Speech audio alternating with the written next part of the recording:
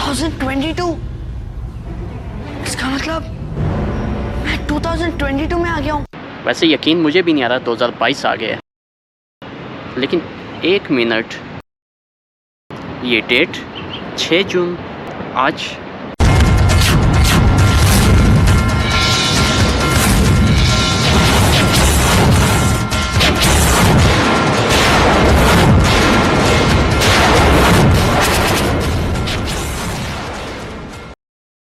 दोस्तों 2022 आ चुका है, आधा तो गुजर भी चुका है। उसके साथ ही साथ टेक्नोलॉजी कहाँ से कहाँ जा चुकी है आपको पता होगा। तो मैंने सोचा क्यों ना मैं भी एक वीडियो टेक्नोलॉजी पे ही बना दूँ। देखिए आज की वीडियो में मैं चाइना में जितनी भी वर्क लाइफ है, मेरा एक्सपीरियंस है, उसकी बेस पे कुछ यूनिक चीज़ें आपके सामने रखूँगा। यूनिक कह सकते हैं या डिफरेंट भी कह सकते हैं इसको। ये चीज़ें आप एजुकेशनल वे में लेते हो या अडॉप्टिव वे में लेते हो, ये सब आप पे डिपेंड करता है। ये कंपेरिजन मैं IT इंडस्ट्रीज़ या जो प्राइवेट सेक्टर लेवल है ना, इस तरह की कंपनीज़ का करूँगा। ये नहीं कि सारी गवर्नमेंट, हॉस्पिटल, इन सब फील्ड्स को आप इसमें मिक्स कर दें। दिन का आगाज़ बेसिकली एक मॉर्निंग मीटिंग से होता है। मॉर्निंग मीटिंग ये बहुत ज़्यादा बड़ी नहीं होगी, 15 से 30 मिनट के बीच में होगी।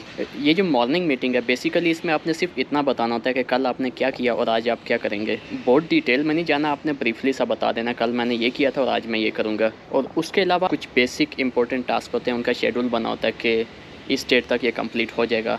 तो मॉर्निंग मीटिंग में ये भी डिस्कस हो जाता है कि ये टास्क कितना हो चुका है, इसका डेडलाइन करीब आ चुकी है या डेडलाइन अभी दूर है, तो कितना परसेंटेज हो चुका है, वो बस पूछते रहते हैं। जो भी न्यू एम्प्लॉयज़ होंगे फर्स्ट डे वो 2 इंट्रोडक्शन देंगे। पहला इंट्रोडक्शन जो उनकी मॉर्निंग मीटिंग होगी एक डिपार्टमेंट की, उनको वो अपना सेल्फ इंट्रोडक्शन करेंगे। दूसरा आफ्टरनून ब्रेक से पहले सारों को एक हॉल में बुलाया जाएगा और उन सब के सामने भी अपना सेल्फ इंट्रोडक्शन किया जाएगा। अब सेल्फ इंट्रोडक्शन एक बेसिक सा होगा जिसमें आपने सिर्फ ये बताना कि आपकी एजुकेशन क्या थी, आपकी फील्ड क्या थी और आप यहाँ पे क्या करने आए हैं। उसके अलावा न्यू एम्प्लॉयज़ को फर्स्ट डे एक वेलकम गिफ्ट भी किया जाएगा। ये सिंपल सा वेलकम गिफ्ट होगा उनको वेलकम करने के लिए। जब कोई ओल्ड एम्प्लॉय लीव करने लगता है कंपनी से तो अपने लास्ट डे वो एक स्पीच भी देता है। उस स्पीच में बेसिकली उसने ये बताना होता है कि उसने यहाँ से क्या सीखा, उसकी यहाँ के बारे में एक्सपेक्टेशन, थॉट्स क्या हैं और कुछ सजेशन हो तो वो सजेशन भी कर सकता है। बाकी इसके साथ कंपनी उसको एक फेयरवेल गिफ्ट भी देगी। ये फेयरवेल गिफ्ट एम्प्लॉय लीव कर रहा है, उसके बावजूद भी एम्प्लॉय को जितना अच्छे तरीके से फेयरवेल किया जा सकता है वो कंपनी कोशिश करेगी कि किया जाए। उसके अलावा चाइना में बहुत सारी चीज़ें पेपरलेस या जिसको हम इलेक्ट्रॉनिकली भी कह सकते हैं की जाती हैं। अब जैसे कि आपकी attendance, leave application, tax report, reimbursement voucher और इसके अलावा बहुत सारी सर्विसेज आप इलेक्ट्रॉनिकली कर सकते हैं। अटेंडेंस आपकी थंब से भी हो सकती है, उसके अलावा ऐप से भी हो सकती है। ऐसी बहुत सारी ऐप्स मिल जाती हैं जो बिजनेस वगैरह यूज़ करते हैं। कुछ बिजनेसेस ने अपनी खुद डेवलप की हुई है, जबकि कुछ बिजनेसेस ऑलरेडी डेवलप की हुई ऐप्स को भी यूज़ कर सकते हैं। तो जितना आपका ऑनलाइन सिस्टम होगा उतनी मैनेजमेंट ईजी होगी और उसमें किसी तरह के इश्यूज़ होने के चांसेस भी कम होंगे। चाइना में सैलरी आपकी ओवरली बेस काउंट की जाती है। इसको मैं सिंपली एक्सप्लेन कर देता हूँ। समझिए आपके कॉन्ट्रैक्ट में ना एनुअली जितनी भी सैलरी लिखी है उसको एक साल में जितने भी डेज होते हैं उससे डिवाइड किया जाता है, फिर जितने आवर्स होते हैं उसको करते करते फिर 1 आवर पे डिवाइड किया जाता है। तो आपकी एक बेसिकली 1 आवर के लिहाज से सैलरी बनाई जाती है। तो आप एक मंथ में जितने भी आवर्स काम करेंगे उसके लिहाज से आपको सैलरी मिला करेगी। अब समझो मैंने कोई लीव एप्लीकेशन की हुई है, हाफ डे की, 1 आवर की, 2 आवर की, जितनी भी लीव एप्लीकेशन है मेरी, तो मेरी जितनी आवरली बेस सैलरी बनती है वो लीव जितने आवर्स होगी उतनी कट जाया करेगी। तो इस तरह काफ़ी चीज़ें ना बहुत ईजी हो जाती हैं आपके सैलरी को मैनेज करने के लिए।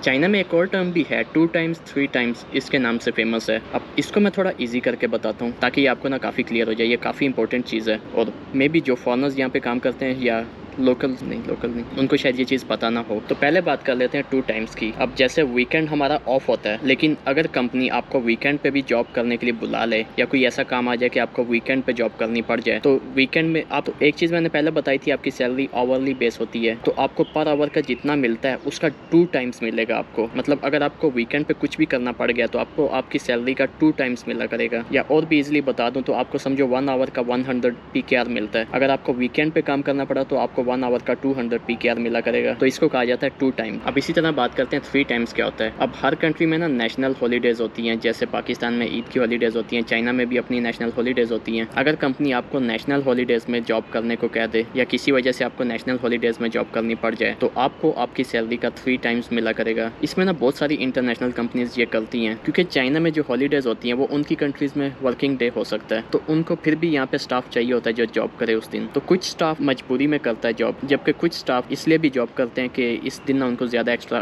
अर्निंग हो जाएगी, पर आवर उनको सैलरी का 3 टाइम्स मिलेगा। और कुछ लोग वीकेंड्स पे भी इसलिए काम कर लेते हैं कि शायद उनको एक्स्ट्रा अर्निंग हो जाएगी। तो बात चाहे एक्स्ट्रा अर्निंग की हो या मजबूरी से काम करना पड़ जाए, आपने स्पेशल डेज में टाइम दिया है तो इसका उनको आपको एक्स्ट्रा पे करना पड़ेगा। उसके अलावा जो कंपनीज़ होती हैं ना जिसमें काफ़ी सारे एम्प्लॉयज़ होते हैं, 70-100 कह लो समझो, इस मंथ के एंड में वो एक इकट्ठी कलेक्टिव पार्टी रखेंगे। उसमें जितने भी लोगों का इस मंथ में बर्थडे था वो सब ज्वाइन करेंगे। उनको स्पेशली ट्रीट किया जाएगा बर्थडे के लिहाज से, जिसमें केक भी काटा जाएगा, गिफ्ट भी दिए जाएंगे और कुछ गेम्स भी खेली जाएंगी। यहाँ पे हर कंपनी, चाहे वो जितनी गरीब क्यों ना हो, अगर वो आईटी की कंपनी है तो वो एक बेसिक इन्वायरमेंट ज़रूर प्रोवाइड करती है अपने एम्प्लॉयज़ को। इसमें आ जाता है आपके रूम में एयर कंडीशनर, अच्छे computer, internet, face mask, sanitisers और एवरी ईयर एक फ्री मेडिकल भी होता है। अब अगर कंपनी थोड़ी एवरेज है या बहुत अच्छी है तो आपको एकोमोडेशन भी प्रोवाइड करती है। अगर बहुत अच्छी नहीं है तो वो एटलीस्ट डोमेट्री आपको प्रोवाइड कर देती है। एकोमोडेशन डोमेट्री में बस इतना ही डिफरेंस है कि जो एकोमोडेशन है ना आपको रिहाइश मिलती है, वो एक कंप्लीट हाउस या एक रूम आपका होगा, जबकि डोमेट्री में ना एक रूम में 2 लोग भी हो सकते हैं, 4 भी हो सकते हैं, ये डिपेंड करता है। तो मैं ये नहीं कह रहा कि आपका अच्छा बजट होगा तो ये चीज़ें प्रोवाइड होंगी। अगर मैं बात करूँ लो लेवल कंपनी की तो air condition, face mask, sanitisers ये तो कंफर्म देंगे वो। इसके अलावा एक बहुत ही अहम चीज़ है, यहाँ पे हर एम्प्लॉय की स्कोरिंग की जाती है, उसको ग्रेड दिए जाते हैं। ऐसा फील होता है जैसे मैं यूनिवर्सिटी में ही पढ़ रहा हूँ, मेरा एग्जाम हो रहा है, मुझे मार्क्स मिलते हैं। अब ये स्कोरिंग ना वीकली भी हो सकती है, मंथली भी हो सकती है। इसको थोड़ा सिंपली एक्सप्लेन करता हूँ मैं। स्कोरिंग में ये होता है आपने कितने प्रोजेक्ट्स किए, आपकी जो टेस्टिंग डिपार्टमेंट है उसकी तरफ से कैसा रिस्पॉन्स है, आपका काम, आपका रिस्पॉन्स, आपके प्रोडक्ट में कोई ऐसा बग तो नहीं आया जिससे कंपनी को लॉस हुआ। और ऐसे कुछ क्वेश्चनिंग होगी, तो कुछ सिंपल से क्वेश्चन होंगे जो बहुत ही अहम होंगे, जिससे आपकी ना वर्किंग या स्किल्स को देखा जा सकता है। अब स्कोरिंग भी 2 लोग करेंगे, एक मैं खुद करूंगा और एक मेरा लीडर कर सकता है। और इसमें ना ज़्यादा लोग भी ऐड किए जा सकते हैं। टेस्ट डिपार्टमेंट से भी मेरी स्कोरिंग करवाई जा सकती है, कुछ और भी लीडर्स या मैनेजर हैं वो भी इसमें ऐड किए जा सकते हैं। तो हर क्वेश्चन के आगे मैं अपने आप को स्कोरिंग दूंगा कि ये चीज़ मुझे लगती है मैंने इतनी अच्छी की है तो ये स्कोरिंग है मेरी तरफ से। फिर मेरे बाद अब यही चीज़ ना मेरा लीडर भी करेगा, टेस्ट इंजीनियर भी कर सकता है और भी कुछ लोग हैं वो भी करेंगे। तो फिर इन सबको ना सम अप करके एक स्कोर बनाया जाएगा। अगर किसी एम्प्लॉय के स्कोर बहुत गिर रहे हैं, बहुत कम आ रहे हैं, तो उसके लिए थोड़े खतरे की घंटी भी हो सकती है। और इस चीज़ से ना आपका बोनस या आपका जो सैलरी में इंक्रीमेंट होगा ये सब कुछ भी डिसाइड किया जाता है। अब मैं आपको एक अहम चीज़ बता दूं, काफ़ी अजीब क्वालिटी नहीं लग रही। चाइना में बहुत सारे इंटरनेशनल प्रोडक्ट्स सेंसर्ड हैं।